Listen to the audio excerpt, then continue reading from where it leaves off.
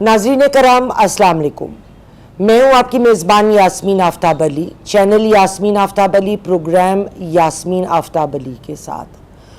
آج کا ہمارا پروگرام ایک بہت ہی افسوسناک واقعہ جو بدین کے شہر یا علاقے متلی میں پیش آیا۔ بدین جیسے آپ کو پتہ ہے سندھ کا علاقہ ہے۔ یہاں ایک 15 سالہ بچی کو اس کے اسکول سے آنے پر اٹھا لیا گیا، گن پوائنٹ کے اوپر اغوا کیا گیا اور اس کو مسلمان کر کے اس کو زبردستی اسلام میں داخل کر کے اس کا شادی کا معاملہ طے کیا گیا۔ شکایت کرنے والے اس کے چچا مجنو مہاراج تھے۔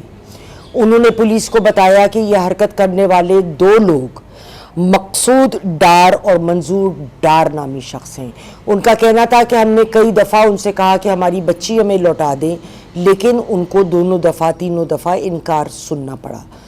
خواتین و حضرات، قوانین تو بہت ہیں پاکستان میں، اصل بات تو تب ہے جب ان قوانین پر اس کا اطلاق بھی ہو، اس کو فالو کیا جائے، ورنہ جس صفحے پہ وہ قانون لکھا ہے اس صفحے کی ویلیو سے زیادہ تو اس قانون کی ویلیو ہے ہی نہیں۔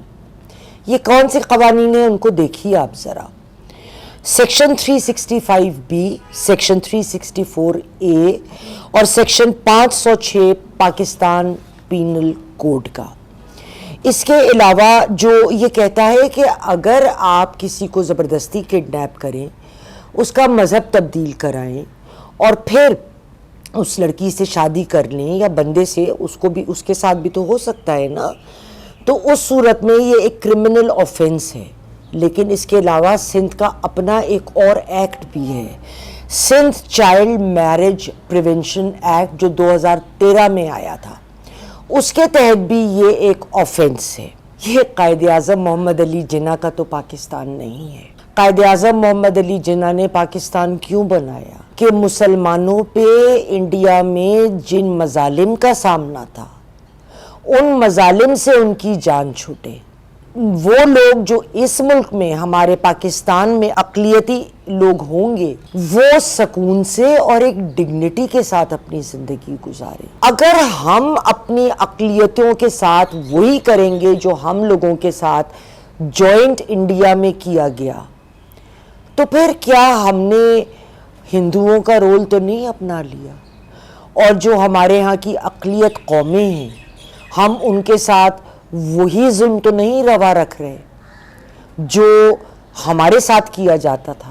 اب HRCP کی رپورٹ کے مطابق ان کا کہنا تھا کہ سب سے بڑی جو کمیونٹی ہندوز کی ہے وہ سندھ میں ہے، اور ان کی رپورٹ کے مطابق پچھلے فائنینشیل ایئر میں، 1 سال میں، کشمیر میں 300 سے زائد لوگ، ہندو فیملیز انڈیا ہجرت کر گئیں۔ جی آپ صحیح سن رہے ہیں۔ اس کی وجوہات کیا ہیں؟ نمبر 1 تو یہ ہے کہ چونکہ یہ کمیونٹیز جو مائنورٹیز ہوتی ہیں بہت ولنریبل ہوتی ہیں، تو ان کو زد و کوب کرنا آسان ہوتا ہے۔ ویسے بھی غریب کا کوئی پرسان حال اس ملک میں نہیں ہے، تو اقلیت جو طبقے سے لوگ تعلق رکھتے ہیں ان کو تو اور کوئی نہیں پوچھتا۔ تو ایک تو یہ وجہ ہے کہ ان کی پراپرٹی کو لے لینا، ان کی زمین یا ان کے گھر سے ان کو بے دخل کر دینا، اور دوسری وجہ ان کی بچیوں کو زبردستی ایبڈکٹ کر کے ان کا مذہب تبدیل کرا کر ان کی شادیاں مسلمان لڑکوں سے کرانا۔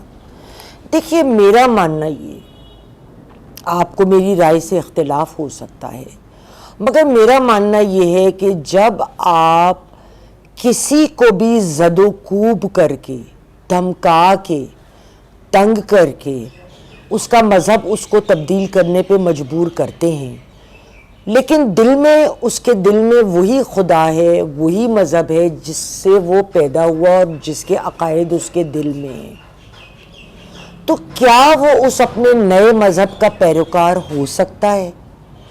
کیا اس کے دل میں اس صورت حالات میں اس مذہب کے خلاف اور یہ کرنے والوں کے خلاف زیادہ نفرت نہیں آئے گی؟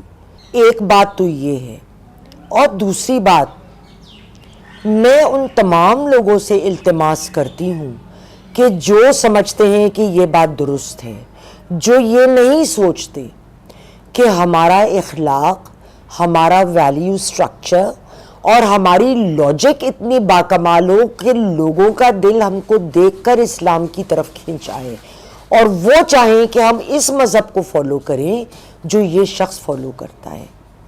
آپ یہ سوچئے، اگر کوئی مسلمان فیملی پاکستان میں رہ رہی ہے، اس کے پاس پاکستانی قومیت ہے، لیکن ہو کیا رہا ہے کہ اس کو زبردستی کوئی اقلیت میں سے پستول سر پہ رکھ کے اس کو مذہب تبدیل کرنے پر مجبور کرے اور اس کی شادی اپنے کمیونٹی کے کسی لڑکے سے کر دے، کیسا لگے گا آپ کو؟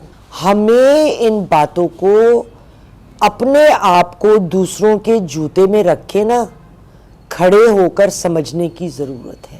اور اس تمام سچویشن میں نہ صرف صوبائی حکومت کو بلکہ فیڈرل گورنمنٹ کو بھی مورد الزام ٹھہراتی ہوں، کیونکہ اگر آپ کے قوانین تو ہیں مگر آپ کے گٹوں میں اتنا دم نہیں ہے کہ آپ ان کو امپلیمنٹ کر سکیں۔ جو غریب ہے یا ولنریبل کمیونٹی سے تعلق رکھتا ہے اس کے حقوق کی حفاظت کر سکیں، تو میں ایسی حکومت کو بھی کیا کہوں اور ایسے قوانین کو بھی کیا کہوں۔ ناظرین کرام، اگلے پروگرام میں دوبارہ ملاقات ہوگی۔ خدا حافظ۔